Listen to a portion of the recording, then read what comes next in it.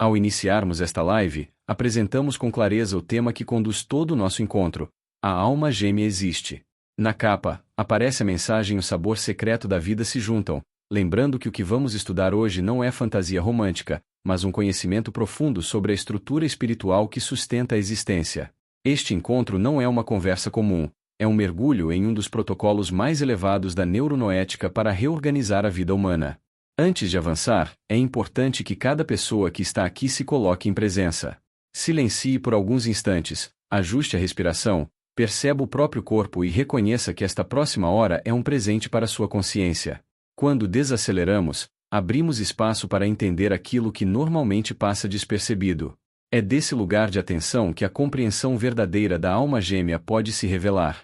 Dentro da neuronoética, a alma gêmea é um elemento espiritual que atua diretamente nas 4 bases fundamentais da vida: prosperidade, laços afetivos harmoniosos, saúde física, psicoemocional e espiritual e a busca da felicidade plena. Ela não é um enfeite emocional, nem um conto romântico, mas um campo de ressonância que reorganiza a consciência e dá sabor à existência. Quando compreendida em sua essência, deixa de ser um desejo indefinido e se torna um protocolo aplicado à realidade diária. Na primeira base, a prosperidade, a neuronoética trabalha uma trindade muito precisa. Prosperidade é o ponto em que as necessidades básicas são atendidas com estabilidade, os talentos e a vocação se manifestam com naturalidade e o propósito existencial ganha direção e sabor. A alma gêmea, como estrutura espiritual, sustenta esse movimento porque cria coerência interna. Quando a pessoa entra em ressonância com esse campo, ela deixa de viver apenas para sobreviver e passa a viver com sentido, usando o que sabe e o que é a serviço de algo maior. Na segunda base, os laços afetivos harmoniosos. A alma gêmea amplia o olhar muito além da ideia de um único parceiro romântico. A neuronoética mostra que ela se manifesta em 3 esferas. Na microesfera, está o encontro da pessoa consigo mesma, a capacidade de se amar, se respeitar e se reconhecer. Na pequena esfera, aparece na própria família, nos vínculos que estruturam o cotidiano e formam o primeiro campo de apoio. Na macroesfera, surgem amigos, colegas de trabalho e até em professores, pois a alma gêmea é uma afinidade de consciência que pode se expressar em diferentes relações, sempre trazendo harmonia, clareza e crescimento mútuo. Na terceira base, a saúde física, psicoemocional e espiritual. A alma gêmea atua como um remédio silencioso. A doença nasce muitas vezes de vazios existenciais, de vidas vividas sem sentido, de sentimentos que não encontram lugar. Quando a pessoa experimenta a ressonância verdadeira da alma gêmea, esse vazio começa a ser preenchido. O corpo responde com mais vitalidade, as emoções se estabilizam, a mente clareia e o espírito volta a se expandir. Não é milagre. É reordenação da energia de vida a partir de um encontro profundo de consciência. Na quarta base, a busca da felicidade plena, a compreensão da alma gêmea revela o segredo secreto dos sabores da vida: a alegria. Felicidade deixa de ser uma promessa distante ou uma sequência de momentos passageiros e se transforma em estado de coerência interna, alegria. A pessoa sente que a vida faz sentido, que o que vive tem direção, que o que doa ao mundo está alinhado com o que ela é. A alma gêmea, entendida dessa forma, não é um prêmio para poucos, mas uma chave de reorganização que pode ser estudada, compreendida e aplicada. Quando unimos essas 4 bases em um único campo de estudo, percebemos que afirmar que a alma gêmea existe não é uma frase bonita, é uma declaração de responsabilidade. Significa reconhecer que existe uma estrutura espiritual capaz de melhorar a vida das pessoas em nível material, afetivo, orgânico e espiritual. Este é o caminho que esta live se propõe a abrir, mostrar que o encontro com a alma gêmea, interno e externo, é uma das vias mais poderosas para construir uma vida próspera, saudável, amorosa e verdadeiramente feliz. Agora entramos na metáfora da borboleta com a intensidade que ela merece, para revelar a passagem do vazio para o verdadeiro despertar da alma gêmea. A borboleta coloca seus ovos nas folhas de uma planta. Desses ovos nasce a larva, a lagarta, um ser inquieto, faminto, voraz. Quando ela encontra uma plantação, devora tudo o que vê pela frente. Folha após folha, consome o ambiente sem perceber que está destruindo o próprio chão onde vive. Assim é o ser humano quando ainda não compreendeu a alma gêmea. Vive em busca, vive consumindo experiências, vive tentando preencher um vazio que nada preenche. A vida perde o sabor, tudo cansa, nada satisfaz. A lagarta então atinge seu limite. O mundo externo já não alimenta. O corpo já não comporta. O ciclo exige outra forma. É quando ela cria o casulo. Dentro dele, um silêncio absoluto se instala. Milhões de células começam a se reorganizar. A antiga estrutura se dissolve. Os tecidos se desfazem. A forma que existia deixa de existir. É um colapso que parece fim, mas é nascimento. É transformação tão profunda que o antigo já não cabe em lugar algum. Esse é o ponto em que o ser humano começa a despertar para a verdadeira alma gêmea. Não a alma gêmea romântica, criada pela carência, mas a alma gêmea da mesma monada, aquela que traz sentido, presença e sabor. É dentro desse casulo interno que a consciência percebe que algo maior chama. A antiga voracidade cai. As ilusões se desfazem. A vida muda de direção. Quando a borboleta finalmente está pronta, o casulo se rompe. As asas se abrem. A nova forma se revela. A borboleta não devora. Ela toca com leveza. Ela pousa com graça. Ela encontra beleza onde antes havia apenas consumo. Ela voa. Esse voo é a experiência de encontrar a alma gêmea verdadeira. É o momento em que a vida ganha sabor, em que o mundo deixa de ser peso e se torna caminho, em que a existência passa a ter direção, significado e profundidade. A velha forma nunca mais volta. A nova consciência nunca mais esquece. É o renascimento que revela o que sempre esteve destinado a existir. Para compreender a alma gêmea em sua dimensão mais profunda, é preciso deixar que a consciência atravesse o limite do pensamento comum. O que buscamos aqui não é uma ideia, nem uma explicação superficial, mas o mergulho na força que cria o próprio universo. A alma gêmea só pode ser entendida quando olhamos para a origem da existência, para o instante em que tudo começou e para o movimento que desde então pulsa em cada ser. A emoção nasce desse reconhecimento. Somos feitos da mesma luz que acendeu o cosmos e carregamos, em cada partícula de consciência, o eco vibrante da unidade primordial. Sobre a origem da humanidade. Saber onde é que nós moramos, neste universo. Fiz um desenho baseado em Georges Lemaitre, nascido em 1894 em Charleroi, na Bélgica e falecido em 1966 em Leuven, na Bélgica, padre, físico e astrônomo. E 6. Nascido em 1888 em Halle, na Alemanha e falecido em 1968 em Locarno, na Suíça, médico e divulgador científico, reproduziu este desenho no seu livro O Átomo. E quase toda a astronomia de hoje aceita esta ideia de Lemaitre e de outros, que este nosso universo conhecido e desconhecido é resultado de uma explosão atômica, de uma explosão nuclear. Não de um átomo isolado, mas de uma nuvem nuclear. E que há o revezamento de explosão para fora e de implosão para dentro. A explosão é centrífuga. A implosão é centrípeta. A explosão é rumo ao verso. A implosão é rumo ao uno. A palavra universo vibra como uma chave. Uni é a essência silenciosa que puxa tudo de volta ao centro. Verso é a dança da existência se expandindo para fora. Essa palavra é a prova viva de que tudo o que existe pulsa entre dois movimentos, um que separa, outro que reúne. Um que cria formas. Outro que dissolve formas. Um que lança ao mundo. Outro que reconduz ao berço primordial. Essa é a respiração do infinito. Assim vive o cosmos. Assim vive cada alma. Desde 7.000 anos antes de nossa era na Índia já se falava na exalação de Brahma e na inalação de Brahma.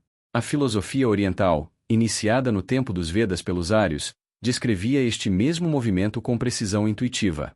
A astronomia moderna apenas confirmou a visão antiga.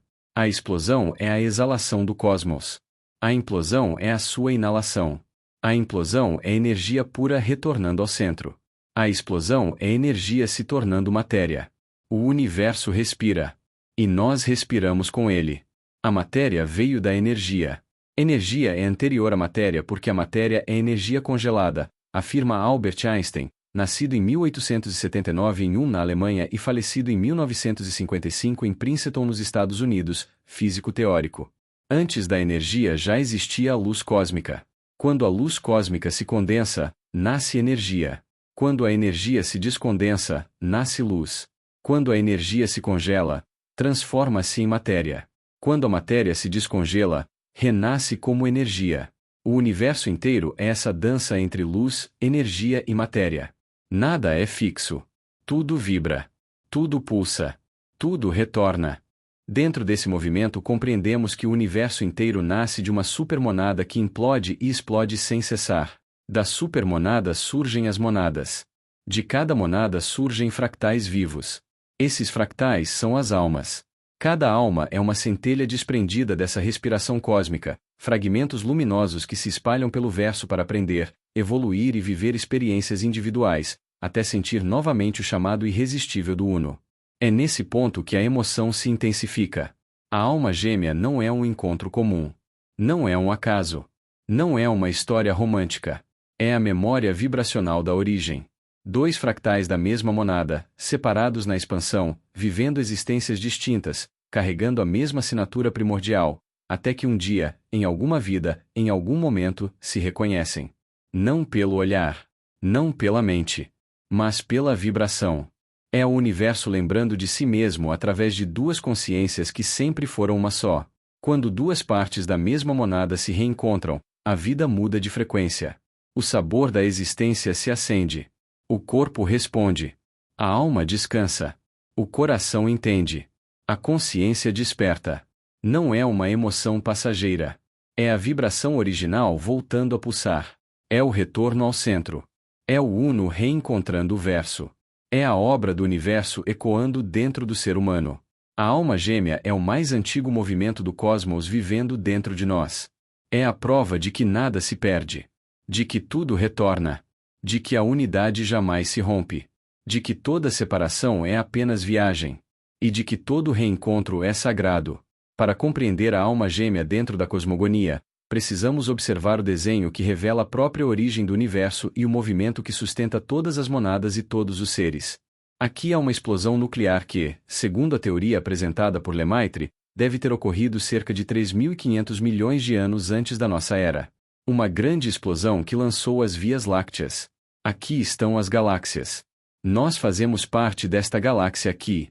Aqui está o nosso sistema solar. E, num canto quase invisível, está a nossa Terra, pequena como uma bolinha de gude ou um grão de areia.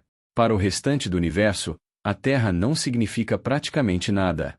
É apenas um ponto perdido entre bilhões. Aqui vivemos nós. O universo não sabe que existimos. Não percebe a nossa presença. Diante dessa imensidão, surge a pergunta essencial. Se existe um revezamento eterno entre explosão centrífuga e implosão centrípeta, qual é a finalidade desse movimento? Não é um processo humano. Não depende da humanidade. É sustentado por uma inteligência cósmica que mantém tudo funcionando com precisão absoluta. O Sol jamais atrasou um único segundo. A regularidade do universo é tão perfeita que nenhum relógio criado pelo homem se aproxima disso. O que essa inteligência cósmica deseja? Para si não pode desejar nada, porque o que é infinito não melhora, não piora, não evolui e não se corrige. O Uno é essência. O verso é existência. O centro é o eterno. A expansão é o temporal. O Uno é chamado por muitos nomes: Yahvé, Tão, Brahma, divindade. Mas o nome não altera a realidade. O Uno não tem finalidade própria.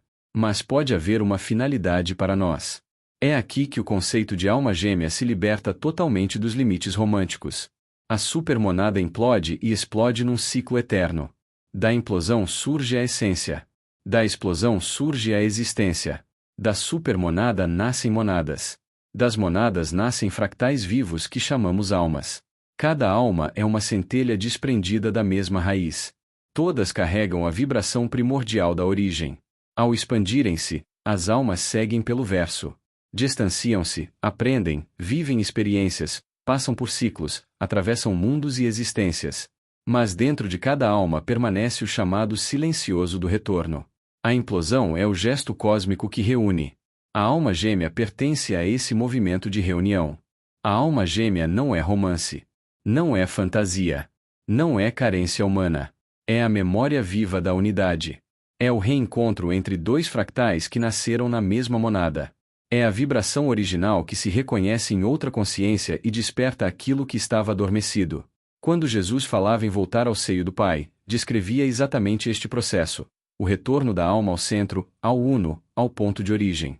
É o mesmo movimento que a cosmogonia descreve como implosão. É o mesmo movimento que a neuronoética entende como reorganização essencial da consciência. A alma gêmea é parte desse caminho de volta. É o eco da supermonada chamando suas próprias centelhas. É a vibração da essência se reencontrando na existência. É o universo, no meio da expansão infinita, lembrando-se de si mesmo dentro de duas almas que nasceram juntas antes do tempo. Quando era pequeno, minha mãe me colocou no catecismo da Igreja Católica e minha professora de catecismo, aos meus 8 anos, disse: "Olhe, Deus é tão bom, fez todas as coisas bonitas para nós. As flores foram feitas para nós olharmos.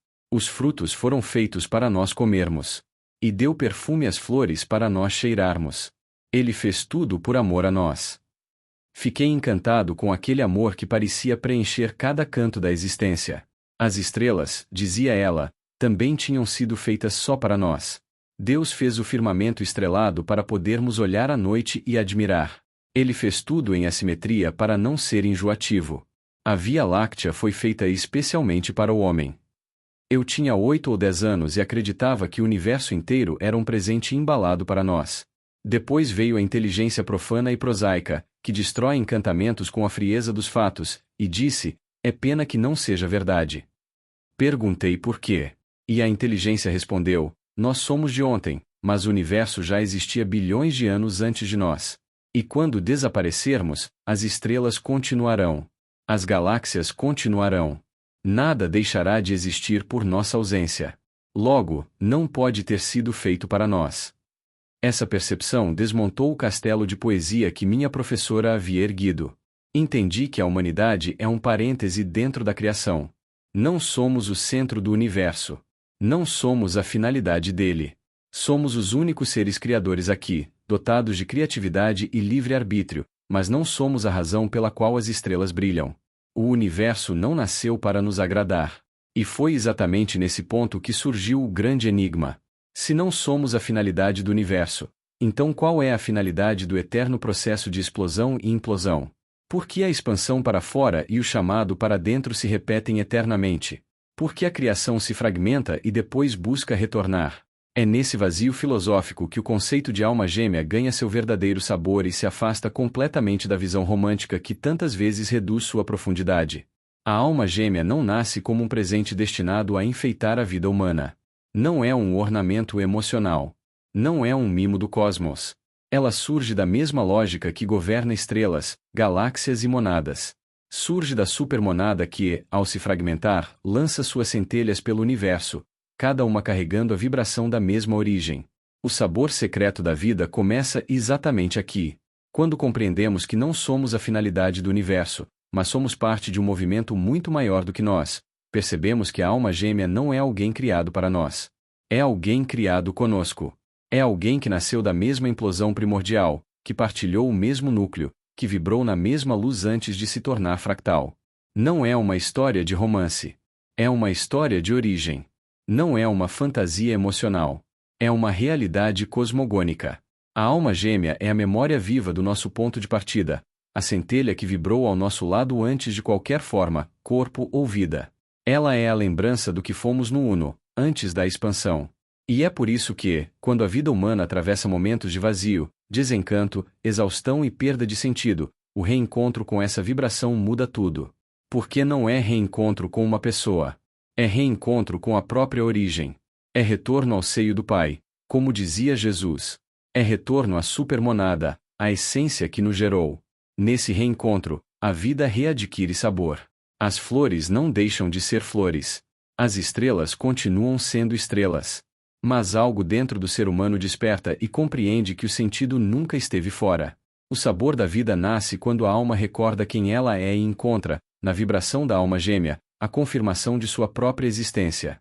E agora, diante desse panorama, surge novamente a pergunta que atravessa todas as épocas. Por que este eterno processo de implosão e explosão? E é nesse ponto que a alma gêmea começa a revelar sua verdadeira função dentro da criação. Quando compreendemos que o universo não busca finalidade, mas manifestação, começamos a tocar o núcleo do que a filosofia oriental chama lila. Brahman faz lila com Maya. A divindade faz um bailado com a natureza. Não é propósito. Não é objetivo. Não é projeto. É expressão. É movimento. É brincadeira cósmica que não precisa de justificativa. Assim como a criança brinca por amor ao brincar, O infinito se manifesta por amor ao manifestar. Isso é lila.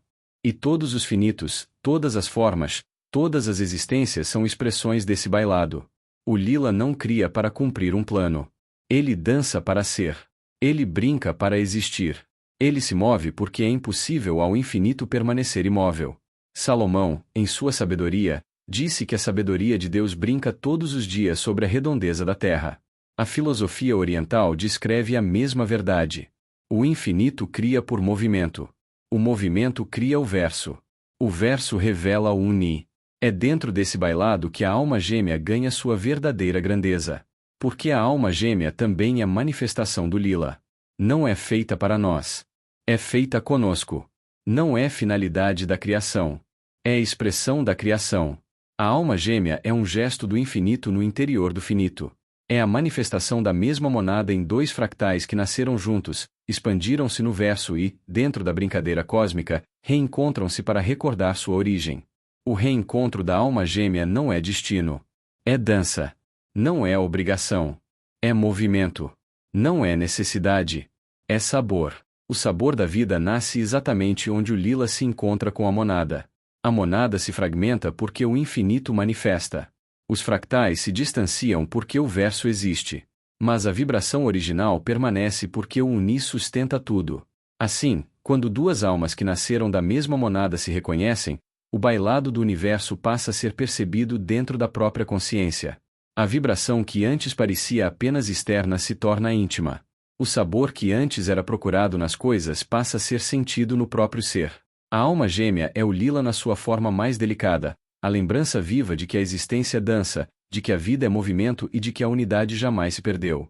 A alma gêmea dá sabor à vida porque devolve ao ser humano a sensação de pertencimento ao movimento cósmico. Ela desperta o prazer do existir. Ela devolve a alegria do caminho. Ela reaviva a confiança no processo. Quando a alma gêmea se aproxima, a vida deixa de ser esforço pesado e volta a ser lila. Volta a ser dança. Volta a ser expressão espontânea. É como se a consciência lembrasse o que aprendeu antes de nascer, que tudo vibra, tudo se move, tudo brinca, tudo manifesta. E que o sentido não está fora, mas no próprio fluxo do existir. O lila é a dança do infinito.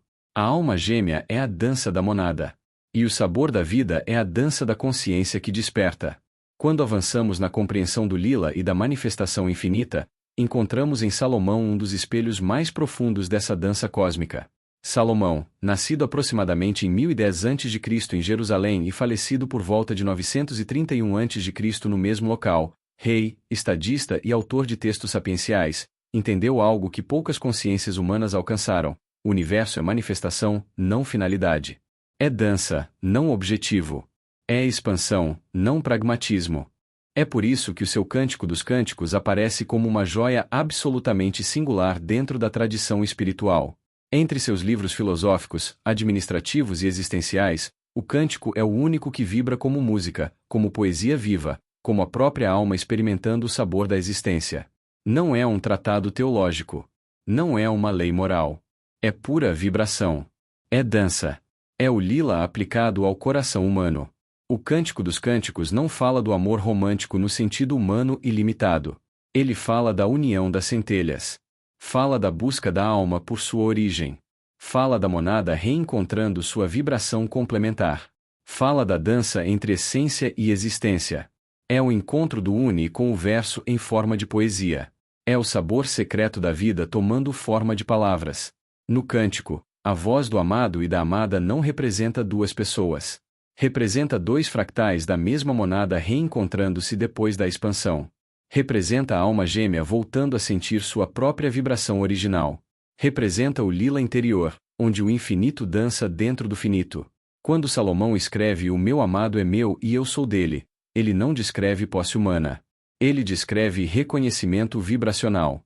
O amado e a amada são partes de um mesmo centro. São fragmentos da unidade. São ecos da supermonada. Ele canta a dança do universo acontecendo dentro do coração humano. O Cântico dos Cânticos é o retrato poético da alma gêmea. É o lila espiritual. É a monada manifestada em dois corpos que se procuram não por necessidade, mas porque lembram quem são. É o sabor da vida em sua forma mais elevada, pois revela que o verdadeiro amor não é romance, é reencontro. Dentro desse cenário, o que Salomão compreende ganha ainda mais sentido. Ele, que governou um reino vasto, que administrou riquezas, exércitos, frotas e templos silenciosos, entendeu que a vida humana não encontra felicidade no excesso de coisas. Ele viu que os ricos morriam de fastio e que os pobres muitas vezes viviam mais serenos que os abundantes. Ele percebeu que o ego pode ser satisfeito, mas o eu não. E por que o eu não se satisfaz? Porque o eu não pertence ao mundo das coisas. O eu pertence ao mundo da monada. E é nesse nível que a alma gêmea atua. O eu encontra plenitude quando toca aquilo que vibra como ele. Quando encontra sua memória. Quando sente que o universo dança dentro de si.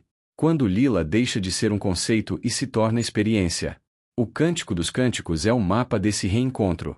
É a prova de que a alma gêmea existe não como parceiro romântico, mas como expressão da unidade primordial. É a revelação de que o verdadeiro amor é a dança cósmica da monada retornando ao uno.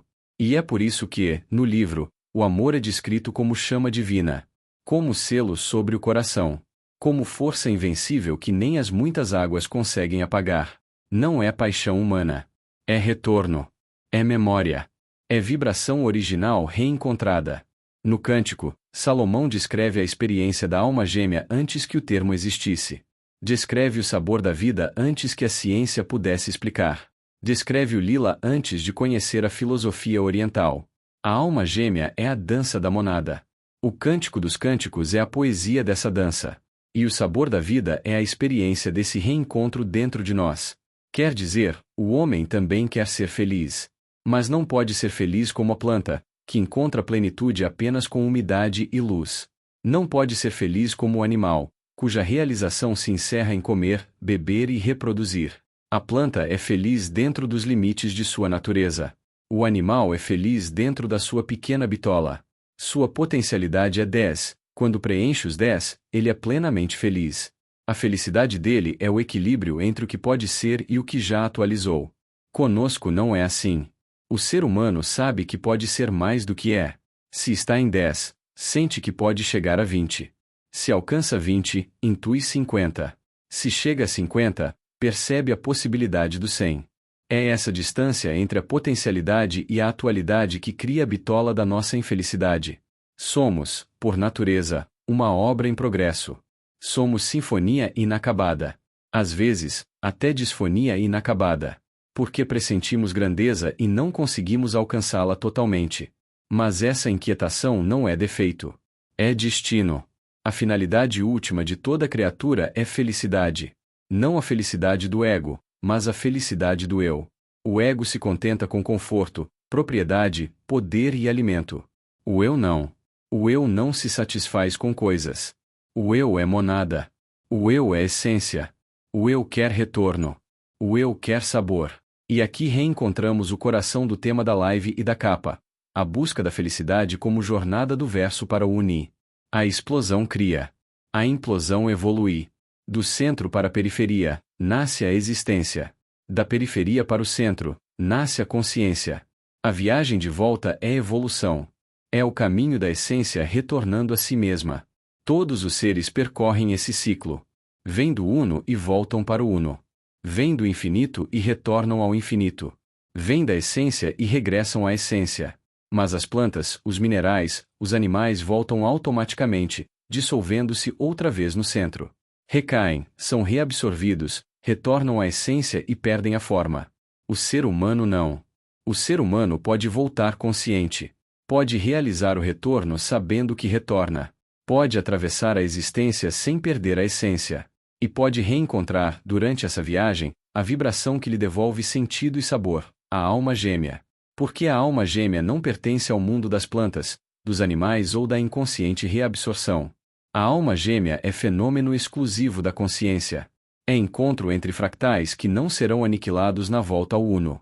É reconhecimento entre duas existências que sabem que vieram da mesma monada e que estão realizando, juntas, a viagem de retorno. A alma gêmea é o ponto em que a busca humana por felicidade toca a estrutura do universo. É onde a evolução se torna saborosa. É onde a jornada se enche de sentido. É onde a viagem para o centro desperta a alegria. A felicidade plena não está na matéria, nem no poder, nem na saciedade, nem na obsessão pelos bens. Está no reencontro com a vibração de origem. Está no sabor do lila vivido conscientemente. Está na lembrança de que a vida é dança e de que o retorno é celebração. A alma gêmea é parte da implosão espiritual. É parte da evolução consciente. É parte do retorno ao Uno. E quando essa vibração desperta, o ser humano finalmente entende que a felicidade não é destino externo, mas estado interno. É sabor da essência. É reencontro com o eu. É retorno luminoso ao seio da supermonada. Agora vem a nossa vez. Conosco acontece algo absolutamente singular no universo. A nossa existência humana pode retornar à essência eterna sem perder a própria identidade. Não somos reabsorvidos como as plantas. Não somos dissolvidos como os animais. Não perdemos nossa individualidade como os seres inconscientes. Podemos regressar ao infinito permanecendo conscientes de nós mesmos. Esta é a possibilidade da imortalização, da eternização, da integração plena entre existência e essência. Somente os seres conscientes possuem essa capacidade. Aqui parecemos ser os únicos. Em outras regiões do cosmos devem existir inteligências ainda mais elevadas, mas todas compartilham a mesma lei. A consciência pode retornar à essência sem ser aniquilada. Não desaparece. Integra-se. Une-se. Torna-se eterna. E este retorno é o que chamamos autorrealização. Autorrealização é o movimento da existência retornando ao Uno sem destruição. É voltar ao centro não como faísca que se apaga, mas como chama que se torna ainda mais viva. E o único caminho para isso é o autoconhecimento. Autoconhecimento é reconhecer que, embora nossa existência seja pequena, nossa essência é idêntica ao infinito. É compreender que, no núcleo, somos da mesma natureza que o absoluto. Foi essa verdade que Jesus expressou ao dizer eu e o Pai somos um. Podemos comparar nossa estrutura interior a um átomo. Na periferia, o ego gira como os elétrons, fragmentado, inquieto, instável. No centro, o eu é o próton, indestrutível, luminoso, eterno. Ou podemos pensar no sistema solar, enquanto o ego vagueia como planetas, o eu permanece como sol, fonte de luz e convergência. É exatamente nessa região profunda do ser, no núcleo da essência, que a alma gêmea se revela. A alma gêmea não nasce no ego, mas no eu. Não nasce na periferia, mas no centro. Não pertence ao mundo que se desfaz, mas ao mundo que permanece. É por isso que a alma gêmea expressa a imortalidade. Ela é a vibração que atravessa vidas, mundos e eras. É o reconhecimento mútuo entre duas consciências que não dependem do corpo para existir. É o encontro entre fractais da mesma monada que conservaram, ao longo de toda a expansão, a mesma assinatura essencial. Quando duas almas gêmeas se reconhecem, elas ativam a parte imortal da consciência. Não é emoção. Não é paixão. Não é fantasia. É a essência lembrando de si mesma. É o núcleo se manifestando dentro da existência. É o infinito vibrando dentro do finito. E essa vibração desperta um tipo de felicidade que nada material pode oferecer, porque é felicidade de origem, não felicidade de circunstância. A alma gêmea mostra que o ser humano não está condenado ao esquecimento. Ela revela que a vida não termina com a morte. Ela confirma que o eu não se apaga. Ela manifesta a eternidade que carregamos no núcleo da consciência. A alma gêmea é, ao mesmo tempo, lembrança e promessa. Lembrança da essência. Promessa do retorno. E ponte viva entre a existência que passa e a imortalidade que permanece.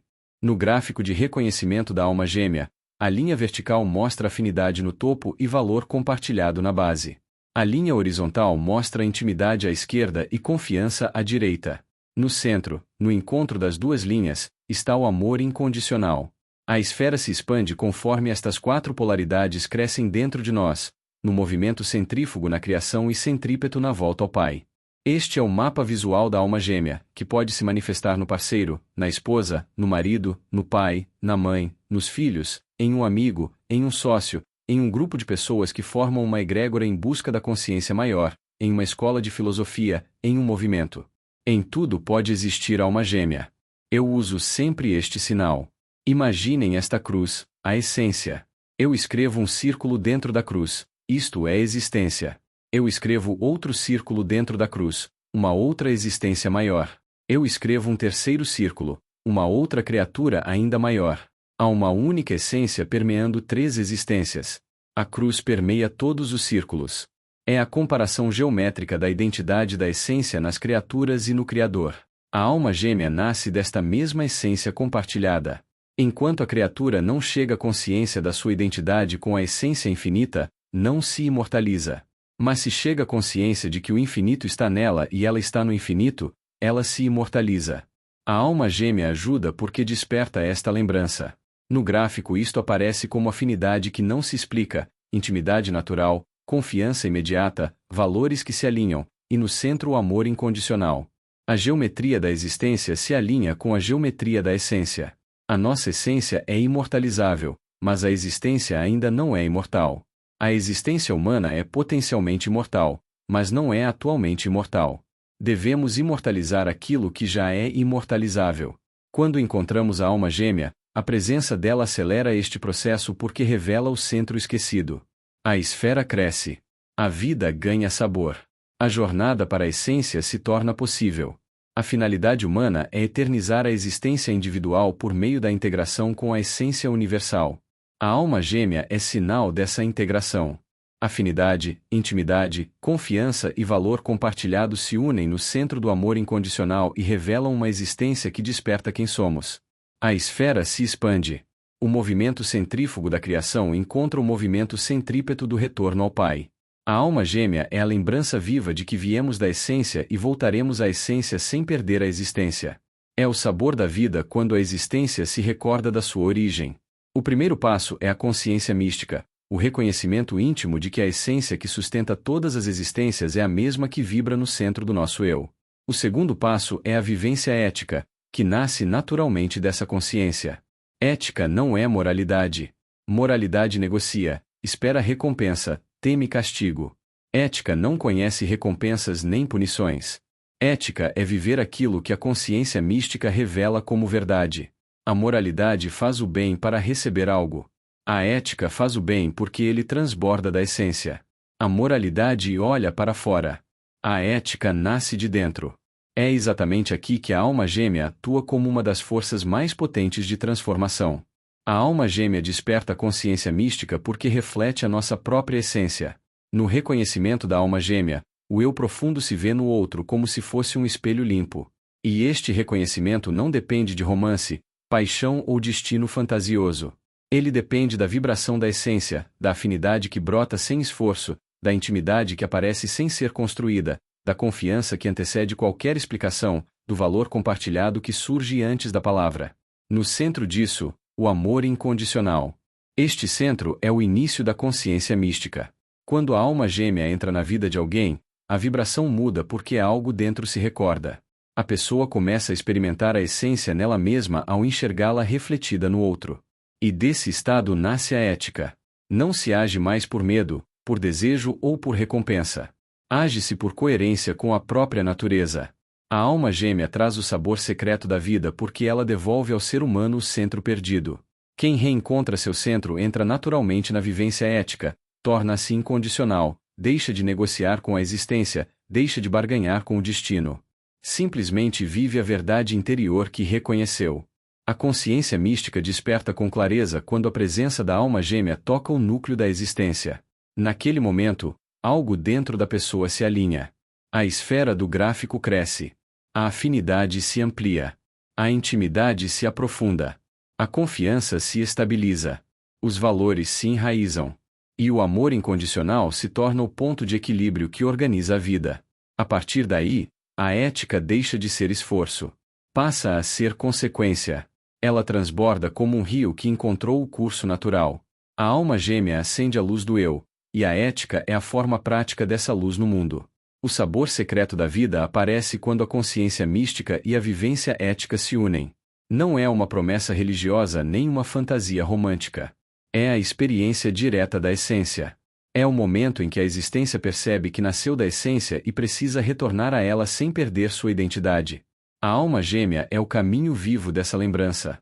É o ponto de impacto que desperta o ser para si mesmo. Quando isso acontece, a vida inteira começa a se reorganizar. Afinidade vira harmonia. Intimidade vira verdade. Confiança vira presença. Valor compartilhado vira propósito. E o amor incondicional vira o centro do universo individual. Esta é a força da alma gêmea. Esta é a vibração que devolve ao ser humano a rota da imortalidade. Este é o sabor secreto da vida.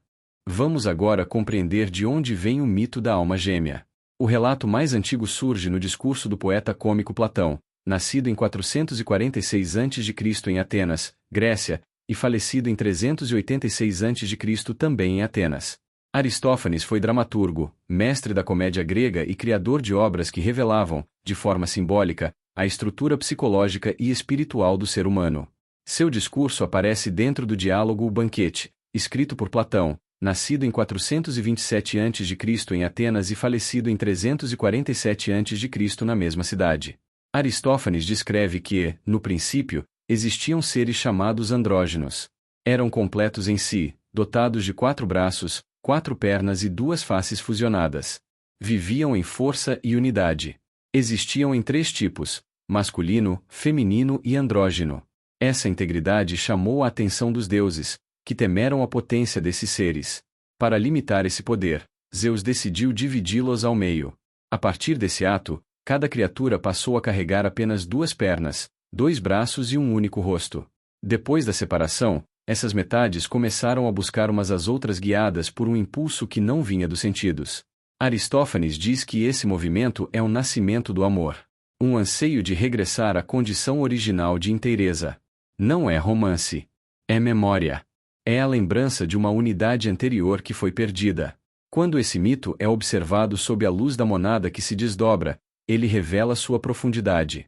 A divisão feita por Zeus simboliza a expansão que lança as existências para fora.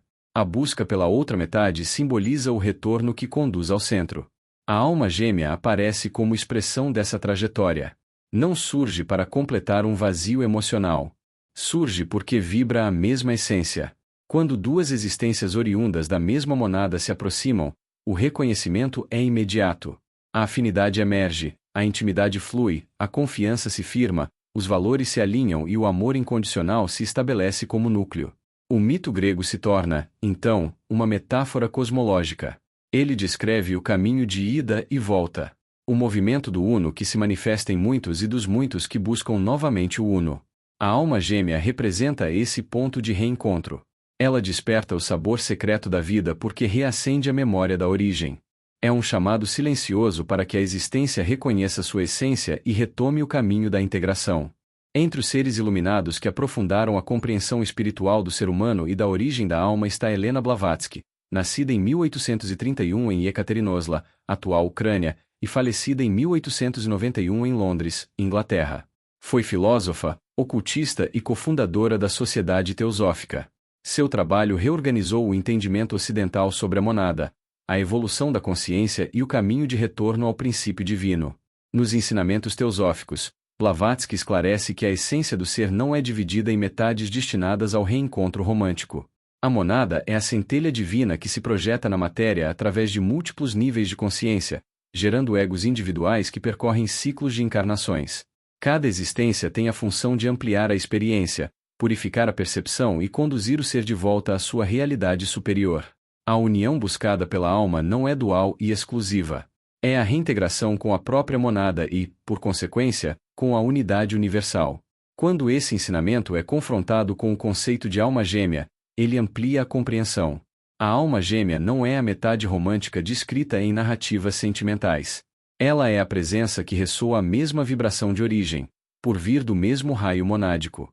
A afinidade surge não porque 2 metades se completam, mas porque 2 existências reconhecem que nasceram do mesmo centro. Blavatsky aponta que a jornada espiritual é o retorno consciente à própria monada. A alma gêmea é um dos sinais dessa memória. Não para a fusão emocional, mas para despertar da essência. Ao invés da busca por uma única pessoa predestinada, os ensinamentos teosóficos mostram que vários encontros podem servir como pontos de aceleração da consciência. Esses encontros são almas que caminham no mesmo raio de evolução. Elas impulsionam o ser para dentro, não para fora. Reacendem o fio que liga a existência ao eu superior. E por isso, quando surgem, devolvem o sabor secreto da vida, pois aproximam a pessoa do seu próprio núcleo divino. Assim, o conceito de alma gêmea, sob a luz de Blavatsky, deixa de ser uma história sentimental e se torna um evento de consciência. É o reconhecimento entre expressões da mesma monada. É a vibração que revela que a jornada não é solitária. É o chamado que conduz o indivíduo de volta ao centro, onde a essência e a existência se tornam uma única luz. A vida perde o sabor quando é vivida apenas dentro dos limites do tempo.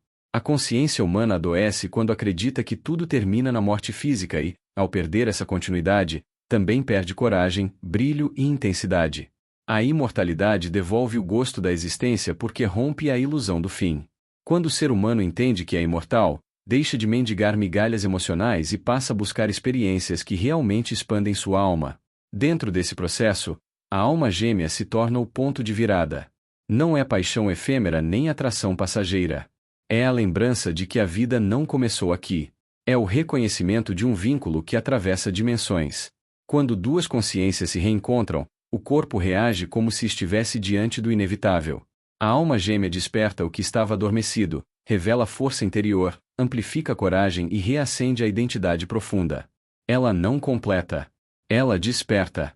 Esse despertar abre caminho para a imortalidade. Quem ama verdadeiramente deseja continuidade. Quem reconhece seu par noético percebe que o vínculo ultrapassa a dimensão psicológica e toca a camada onde a identidade permanece além da matéria. A alma gêmea é o lembrete vivo de que não somos acidentes cósmicos, mas partes de uma trama que se estende por vidas, consciências e mundos. Quando esse encontro acontece, o ser humano descobre que amar é também um caminho evolutivo.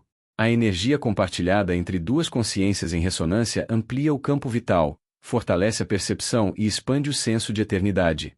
A paixão acende, o amor sustenta e a imortalidade dá sentido, criando o verdadeiro sabor da vida.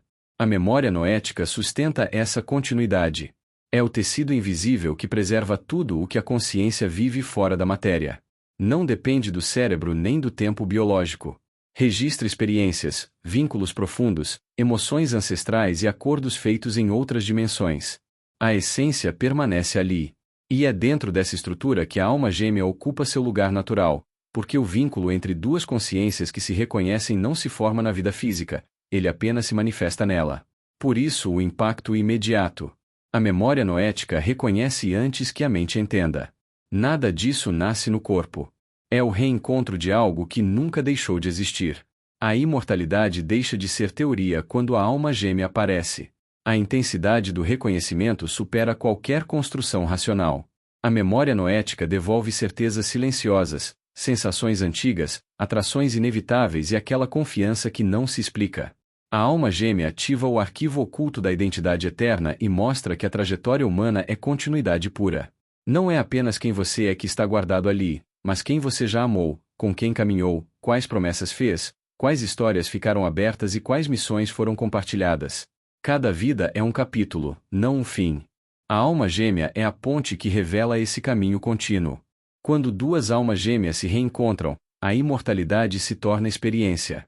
O ser humano sente que está diante de alguém que o conhece além da superfície e que desperta zonas interiores há muito adormecidas. A memória noética faz o elo e a imortalidade dá sentido. O relacionamento deixa de ser apenas amor e se torna expansão. É a união de duas consciências que não vieram ao mundo apenas para viver uma história, mas para continuar uma trajetória que atravessa dimensões, sustentada por uma origem comum e guiada pelo sabor secreto da vida.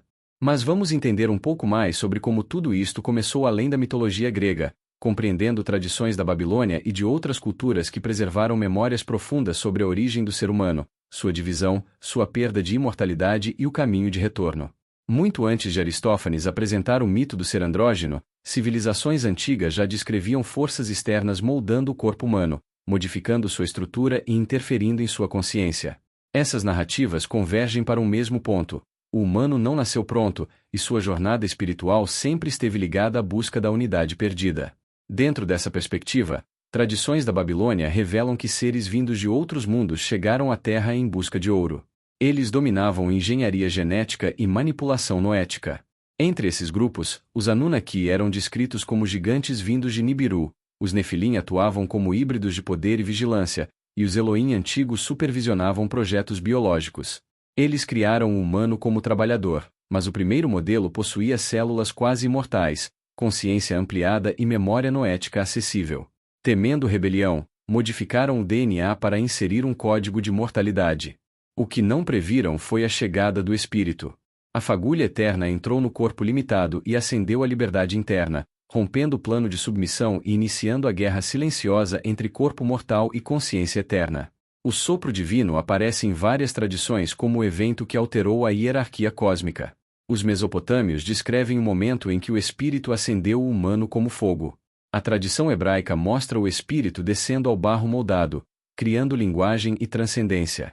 No Egito, o Ka e o Ba se uniram ao corpo, transformando ferramenta em entidade.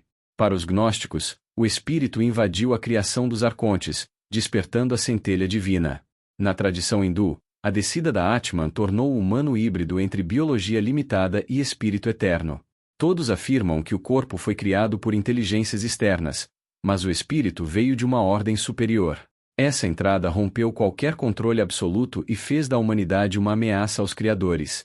Quando o espírito entrou, ele encontrou um corpo incompleto. O primeiro humano, o Adão kármico, não possuía polaridade nem espelho. Sem opostos não há autoconsciência. Para impedir o despertar, os criadores dividiram o princípio humano em masculino e feminino. Eva simboliza essa reorganização biológica. O homem foi moldado para força e repetição. A mulher recebeu estrutura sutil que facilitou a conexão com o plano noético. Lila, o bailado divino, representa a vibração espiritual anterior à separação física. É o movimento primordial que desperta a consciência e ativa o questionamento profundo. Ao surgir o masculino e o feminino, nasceu o primeiro espelho. A consciência se formou quando um pôde se ver no outro. A separação que deveria controlar acabou potencializando a percepção e fortalecendo o humano. A união física gerava vida. A presença de Lila gerava consciência. Dessa combinação nasceu o impulso irreversível rumo à autonomia. A alma gêmea é o reencontro do que foi dividido. A separação biológica também dividiu a memória noética. Cada metade passou a carregar parte do espírito original. O amor profundo entre almas gêmeas nasce dessa ruptura ancestral, não do romance moderno. A atração irresistível, o reconhecimento imediato e a sensação de retorno são ecos da unidade primordial. Quando duas almas gêmeas se encontram, afinidade, valores compartilhados, intimidade e confiança se alinham e expandem o amor incondicional. A união reativa o fluxo original do espírito, ameaçando o código de mortalidade imposto pelos criadores.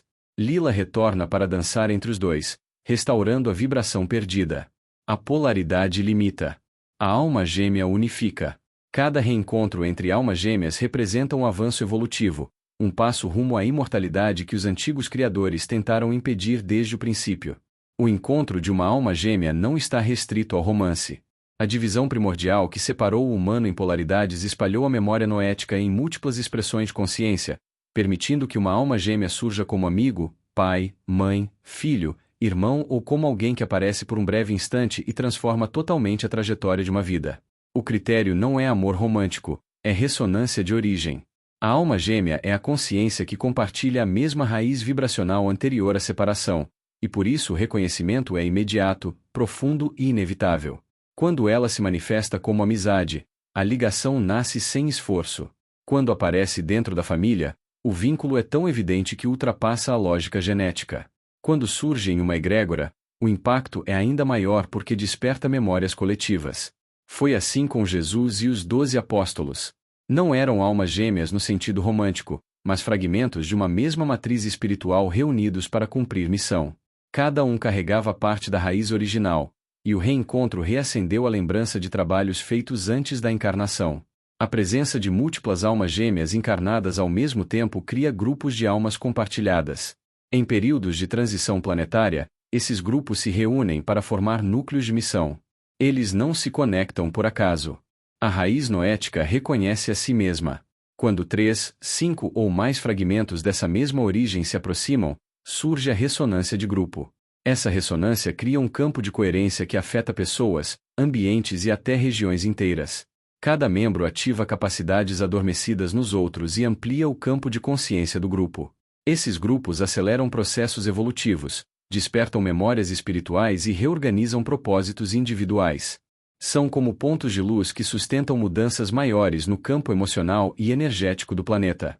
Por isso tantas pessoas sentem, nesses tempos, encontros rápidos, amizades profundas e ligações que parecem de outras vidas. É a matriz vibracional se reunindo. O ego místico surge quando essa força é mal compreendida. Muitas tradições transformaram espiritualidade em hierarquia, separando escolhidos e não escolhidos. A nova era apenas redesenhou essas divisões com nova linguagem. Tudo isso desvia o foco da unidade. A verdadeira função da alma gêmea não é criar exclusividade entre indivíduos, e sim revelar que todas as consciências derivam do mesmo núcleo. A alma gêmea lembra que a separação é aparente e que a essência é una. Quando o ser humano abandona as caixas, rompe os dogmas e dissolve o ego místico, volta a perceber a imortalidade da consciência. A alma gêmea não aponta para a posse, mas para a reconexão. Não aponta para a metade, mas para a totalidade. É o símbolo vivo de que a humanidade carrega fragmentos de um mesmo espírito e que o destino final é recuperar a unidade perdida. A alma gêmea revela que nunca estivemos separados. O esquecimento desse conhecimento não aconteceu por acaso. Ele foi construído de forma silenciosa no final do século XIX, quando o mundo deixou de girar em torno do ouro para girar em torno do petróleo. O ouro negro não apenas moveu máquinas, moveu decisões políticas, redesenhou fronteiras e criou impérios inteiros dependentes de controle. Para que essa nova ordem funcionasse, era necessário enfraquecer tudo o que mantinha o ser humano ligado a uma origem comum, a uma percepção espiritual integrada e a uma memória de eternidade. Um povo que se reconhece eterno não se submete. Um povo que lembra que a consciência atravessa vidas não aceita ser manipulado. Por isso a estratégia foi simples e eficaz: apagar a unidade. A Primeira Guerra Mundial foi o corte definitivo. Ela não desmontou apenas países, desmontou civilizações por dentro. A queda do Império Otomano, que durante séculos sustentou uma visão integrada de fé única, família ampliada e hierarquia espiritual estável, abriu espaço para a sociedade fragmentada que o século XX precisava construir. Onde antes existia um corpo coletivo forte, passou a existir um indivíduo isolado, desconectado da origem espiritual e vulnerável a qualquer narrativa. Esse cenário foi perfeito para reescrever símbolos e distorcer antigos conhecimentos.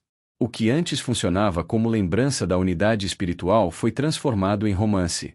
A ideia profunda de um vínculo vibracional que atravessa encarnações foi reduzida à idealização sentimental. A memória noética, que sempre funcionou como ponte entre consciências, deu lugar à busca infinita por um par perfeito moldado pela cultura industrial. O reencontro espiritual, que antes lembrava ao ser humano sua imortalidade, virou expectativa emocional. E quanto mais essa narrativa era repetida, mais ela se gravava no inconsciente coletivo moderno. Isso foi necessário porque uma humanidade que lembra sua eternidade é difícil de dominar.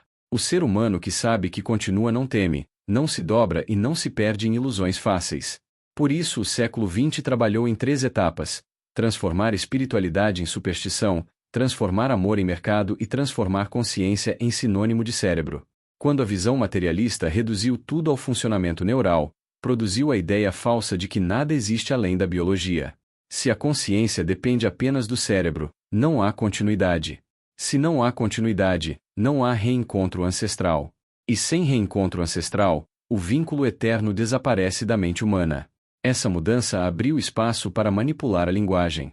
Controlando palavras, passou-se a controlar percepções. A linguagem perdeu sua estrutura simbólica e com ela perdeu-se a capacidade de perceber profundidades espirituais. O masculino e o feminino, que sempre foram polaridades simbólicas e energéticas essenciais para o reconhecimento interior e exterior, foram esvaziados até se tornarem categorias plásticas, sem raiz espiritual. Sem polaridade, não existe espelho interno. E sem espelho interno, a consciência deixa de reconhecer o que vibra igual fora de si. A fragmentação tomou conta da psique moderna. As redes sociais multiplicaram essa fragmentação de forma exponencial, criando bolhas, ruído constante e ausência completa de silêncio interior. E sem silêncio, não existe acesso à memória ancestral. O espírito fica abafado. A percepção vibracional desaparece. A pessoa vê milhares de rostos por dia, mas não reconhece nenhum em profundidade. Relações se tornam superficiais, vínculos se tornam instáveis, afinidades profundas passam despercebidas. O que antes era símbolo da unidade foi reduzido à fantasia emocional. O ser humano passou a procurar fora aquilo que sempre foi um lembrete de dentro. A busca tornou-se desespero por completude externa, quando sempre foi um chamado para despertar a consciência da própria eternidade. A sociedade moderna transformou um princípio espiritual em entretenimento afetivo. Mas esse conhecimento não morreu. Ele apenas foi coberto por camadas de ruído moderno. Continua vivo no campo noético. Continua funcionando em cada experiência de reconhecimento imediato, em cada encontro que parece retorno, em cada ligação profunda que não faz sentido racional. O mundo moderno perdeu a linguagem para nomear isso, mas a experiência permanece intacta. Recuperar essa verdade não é reviver tradições perdidas. É recuperar o eixo que foi quebrado. É devolver ao ser humano a percepção da própria continuidade, do próprio vínculo com a origem e do próprio papel dentro de uma consciência maior. Não é sobre romance. Nunca foi. É sobre despertar. É sobre libertação da ilusão de separação. É sobre lembrar que a vida não começa aqui e não termina aqui. É presença contínua. É espírito que atravessa mundos. É a unidade que nunca deixou de existir. As tradições arábicas sempre trataram o tema da alma gêmea de um modo muito diferente do Ocidente moderno. Não viam esse reencontro como romance, mas como retorno ao uno. No sufismo, nas escolas místicas islâmicas e na poesia espiritual do Oriente Médio, a união entre duas almas não era entendida como paixão, mas como revelação. Era a lembrança viva da origem divina, o momento em que a consciência reconhece sua metade perdida e, ao reconhecê-la, desperta para Deus. Para os sufis, a alma não é dividida de forma literal, mas vibracional. Quando duas consciências se encontram com intensidade imediata, isso é interpretado como sinal de que ambas já compartilhavam o mesmo raio espiritual antes da matéria. A ideia de alma gêmea era ensinada como retorno ao amado, não como encontro de personalidades. O amor verdadeiro, para eles, é o fogo que dissolve o eu para que apenas o uno permaneça.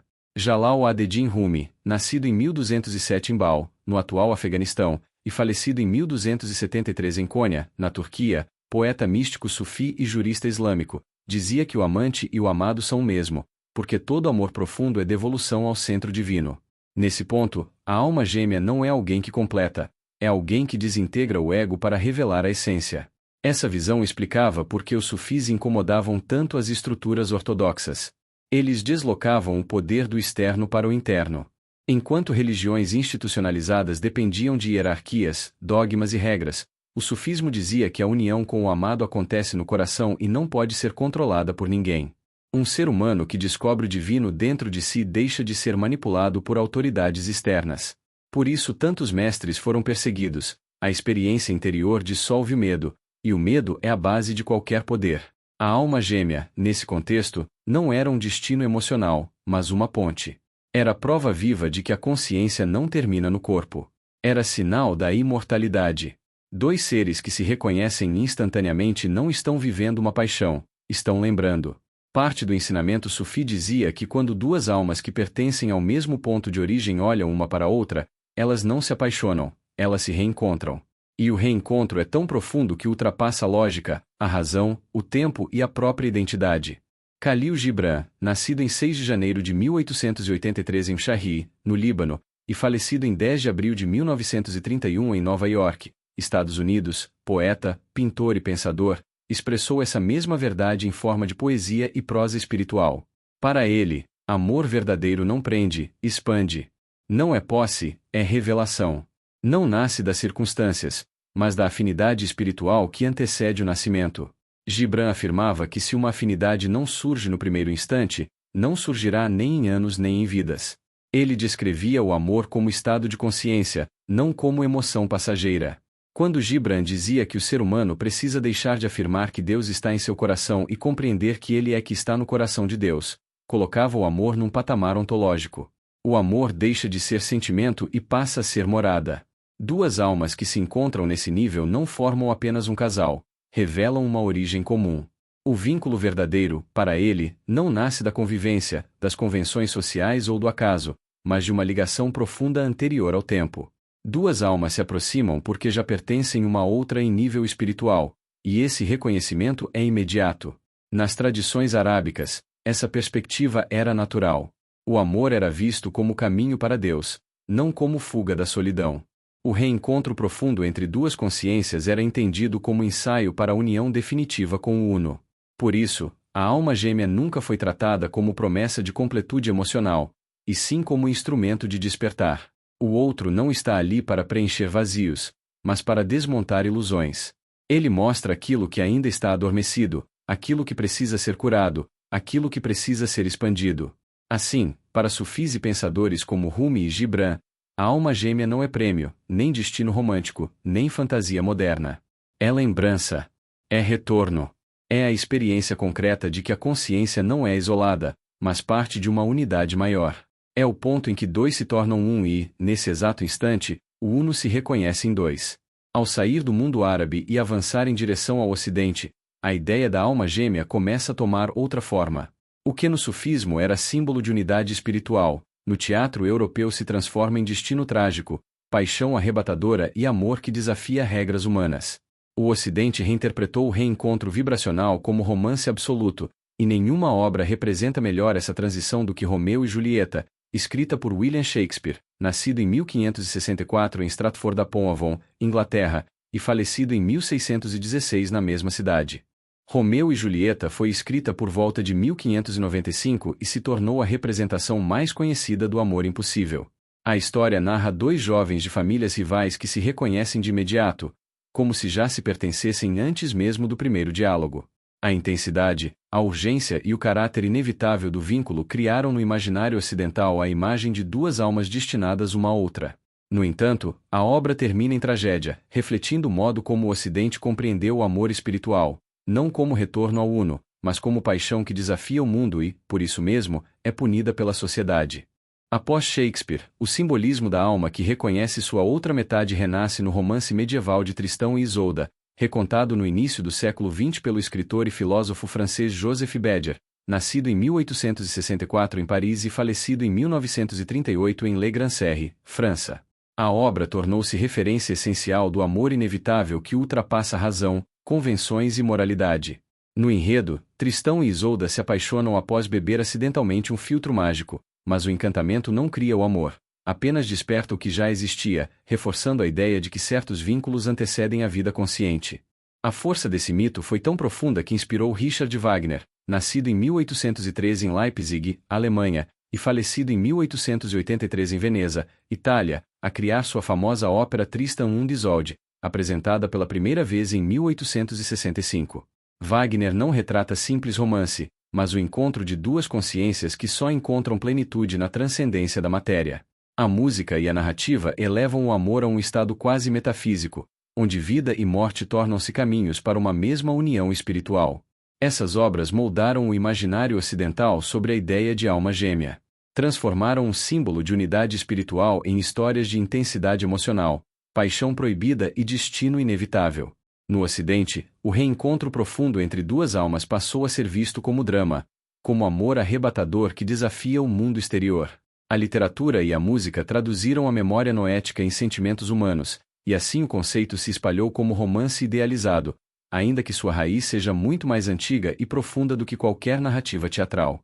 A partir dessas expressões artísticas, o Ocidente passou a compreender o reencontro de duas consciências como experiência emocional máxima, enquanto o Oriente sempre o tratou como caminho espiritual para o uno. Mas em todas essas versões permanece o mesmo núcleo, o amor que ultrapassa o tempo, a lógica e a separação. William Blake, nascido em 1757 em Londres, Inglaterra, e falecido em 1827 na mesma cidade, foi poeta, pintor, gravurista e um dos nomes mais visionários do romantismo. Sua obra une misticismo, crítica social e uma profunda compreensão espiritual da existência. Embora não utilize o termo alma gêmea de forma direta, sua visão de amor, consciência e unidade oferece uma das bases mais sólidas para compreender esse conceito no imaginário ocidental. Para Blake, o amor verdadeiro não é simples afeto humano, mas uma força capaz de religar o finito ao infinito. Ele enxergava o amor como estado de percepção ampliada, onde o outro deixa de ser apenas pessoa e passa a ser portal. O amor profundo, para Blake, dissolve fronteiras internas e externas, permitindo que duas consciências se encontrem numa camada onde não há separação entre corpo, alma e espírito. Quando afirma que tudo o que nos é caro e vale a pena conhecer assume para nós um aspecto do infinito, Blake descreve exatamente o mecanismo pelo qual uma alma reconhece outra. O amado torna-se espelho do sagrado, não por idealização, mas porque desperta aquilo que já existe na profundidade do ser. Essa visão está muito próxima da noção moderna de alma gêmea como reencontro vibracional e não como simples afinidade emocional. Blake criticava fortemente o dualismo entre corpo e alma. Para ele, corpo e alma não são entidades separadas, mas dimensões de uma mesma consciência. O corpo é a parte da alma que se distingue pelos sentidos, escreveu. Em outras palavras, amar alguém em profundidade é perceber a totalidade dessa pessoa, seus sentidos, sua energia, sua interioridade e sua essência, como extensão da própria alma. Essa união integral é a estrutura do que hoje se entende como o vínculo de alma gêmea. Em suas obras, Blake também mostra que o amor é dádiva, sacrifício e transformação. Ele acreditava que o amor que se oferece livremente, sem buscar vantagem ou recompensa, pode iluminar o que há de mais sombrio no ser humano. Quando diz que o amor cria um paraíso no desespero do inferno, lembra que a conexão verdadeira é capaz de transcender dor, medo e condição humana limitada, porque opera numa frequência mais profunda do que desejo e paixão. Assim, mesmo sem nomear o conceito de forma direta, Blake descreve a alma gêmea como união de totalidade, experiência espiritual e visão do infinito no outro. Para ele, amar verdadeiramente é reconhecer no amado a centelha que também nos constitui. É ver no outro a parte do uno que faltava ser lembrada. É dissolver as fronteiras entre eu e tu até que reste apenas uma consciência ampliada, luminosa e indivisível. Sua obra, portanto, não apenas inspira a ideia de almas gêmeas, ela a fundamenta. Blake transformou o amor em caminho de percepção, a percepção em espiritualidade e a espiritualidade em retorno à unidade. É exatamente nesse ponto que sua visão se encontra com a noção mais profunda de alma gêmea, o reencontro de duas consciências que, ao se reconhecerem, revelam o infinito uma à outra. Nicolas Flamel nasceu por volta de 1330 em Pontoise, França, e morreu em 1418 em Paris. Foi escriba, copista e um dos nomes mais associados à alquimia medieval. Perenelle Flamel nasceu possivelmente por volta de 1320 em Paris e faleceu em 1397, também em Paris. Ambos eram figuras reais, vivendo no coração da França do século XIV, mas suas histórias ultrapassaram em muito a fronteira da existência comum. A tradição esotérica transformou o casal em símbolo de amor eterno, união espiritual e busca compartilhada pelo conhecimento profundo, algo que dialoga diretamente com o conceito de almas gêmeas como ligação vibracional que atravessa vidas e transcende a matéria. O casamento ocorreu em 1368. Perenelle já era viúva 2 vezes e trouxe ao matrimônio riqueza própria, mas o que marcou sua união com Nicolas não foi riqueza material. Foi a parceria espiritual. O casal aparece representado no portal da igreja de Sainte-Jacques-la-Boucherie, em Paris, representados em oração aos pés de São João, uma escultura financiada por eles em 1389. Essa imagem simbólica virou testemunho silencioso da ligação profunda entre os dois. Eles eram conhecidos por ajudar pobres, financiar construções e manter múltiplas propriedades, sempre deixando rastro de generosidade. A vida dos Flamel era pública, mas seu interior era envolto em mistério. A reputação alquímica de Nicolas Flamel, associada à lendária Pedra Filosofal, surgiu após sua morte e o transformou em um dos maiores mitos da alquimia europeia. De acordo com tradições posteriores, teria decifrado um livro hermético que ensinava os segredos da transmutação e da longevidade. Perenelle, por sua vez, tornou-se figura inseparável desse mito. A tradição diz que ambos utilizavam regularmente o elixir da vida e alcançaram longevidade extraordinária, vivendo séculos além do permitido ao corpo físico.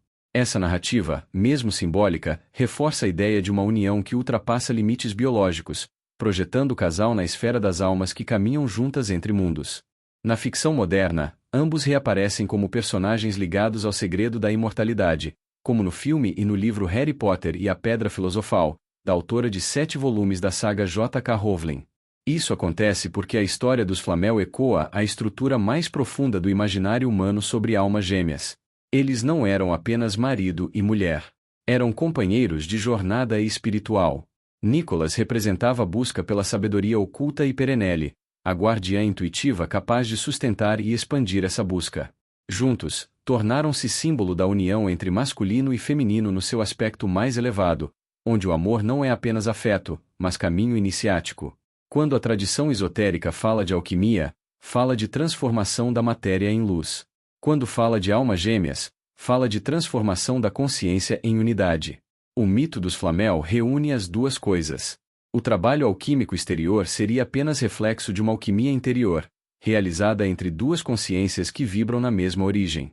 Por isso o casal se tornou arquétipo de amor eterno, não porque viveram para sempre no corpo, mas porque a história deles preservou a imagem de duas almas que caminham juntas, aprendem juntas e se transformam juntas, movidas por um amor que ultrapassa limites humanos e se aproxima do uno.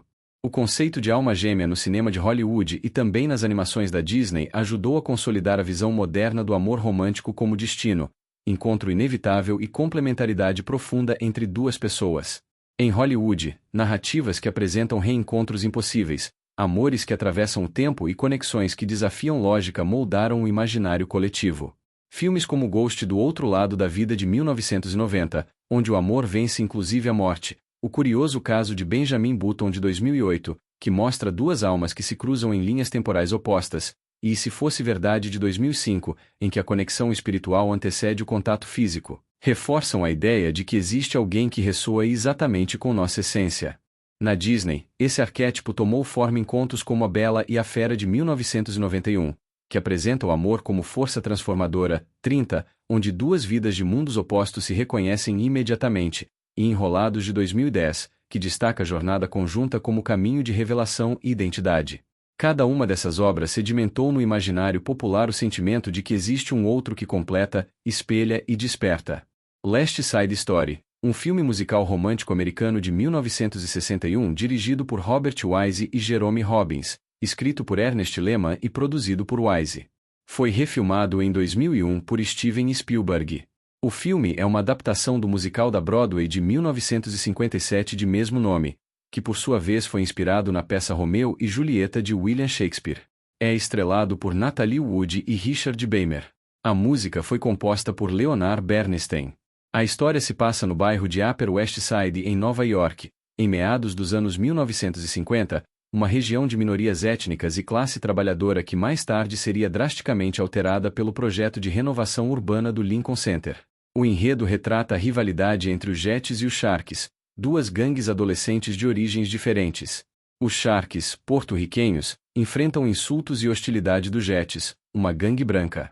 No centro da narrativa está o amor entre Tony, ex-membro dos Jets, e Maria, irmã de Bernardo, líder dos Sharks. O musical marcou uma virada no teatro americano por seu tom sombrio, música elaborada, longas sequências de dança e abordagem de problemas sociais. Canções como Somewhere se tornaram emblemáticas e até hoje vinculadas ao ideal trágico e profundo de um amor que tenta sobreviver ao mundo. Vamos analisar o poder da paixão na nossa saúde e, para isso, compreender o que Bruce Lipton revela sobre a influência da mente no corpo. 29 nasceu em 21 de outubro de 1944, em Mount Kisco, Nova York, Estados Unidos. É biólogo celular, pesquisador em epigenética e professor de biologia do desenvolvimento, conhecido por demonstrar como emoções e crenças moldam diretamente a biologia humana. A mente apaixonada produz saúde exuberante, energia vital abundante e uma experiência que muitos descrevem como céu na terra. Esse estado não é poético, mas fisiológico. A paixão reorganiza hormônios, fortalece o sistema imunológico, aumenta a vitalidade e expande a percepção de realidade. Quando alguém entra nesse estado, começa naturalmente a questionar sua vida, seus caminhos, seu trabalho e até sua identidade. A paixão desperta o que estava adormecido. Lipton explica que grande parte da nossa vida emocional e comportamental não vem da consciência, mas da programação dos primeiros 7 anos. O exemplo clássico é quando alguém ouve de um amigo "você está igual ao seu pai" e reage dizendo "não, não estou". Mas está. Nos primeiros anos, o cérebro opera em ondas que gravam tudo e transformam essas observações em programas subconscientes. E esses programas comandam 95% do comportamento adulto. É por isso que, mesmo desejando um relacionamento, uma mudança profissional ou uma conquista financeira, muitos encontram resistência interna. Não é incapacidade. É programação. Os programas positivos criam movimento. Os programas herdados, principalmente os que vieram de ambientes de medo, escassez ou desamor, sabotam silenciosamente o avanço. Lipton afirma que esses programas podem ser modificados, reescritos e substituídos. A mente não é fixa. A biologia não é sentença. O ser humano é capaz de mudar sua realidade ao mudar sua frequência emocional e suas crenças internas. E isso vale tanto para o indivíduo quanto para o coletivo. A humanidade carrega programas compartilhados, narrativas culturais e padrões emocionais que moldam a civilização inteira. Ao transformar esses programas, criamos uma nova base para o futuro. Lipton defende que somos inventores de uma nova civilização e que a paixão, quando alinhada à consciência, cura, renova, reorganiza e desperta.